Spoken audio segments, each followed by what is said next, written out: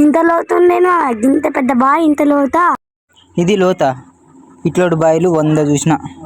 దీనికంటే లోతున్న బావిలలో కూడా ఈత కొట్టిన. 100 బావిలు ఈత కొట్టినావు మాయ? పెద్ద పెద్ద సముద్రాలే భయపడతాయి నేను ఈత కొడితే. ముందు ఇంట్లో కొట్టి చూపెట్టు మాయ. ఇదో లెక్కనా నాకు? నాకు ఈత రానే రాదు. ఇప్పుడు దూకమంటుడు, ఎట్లా తప్పించుకోవాలి?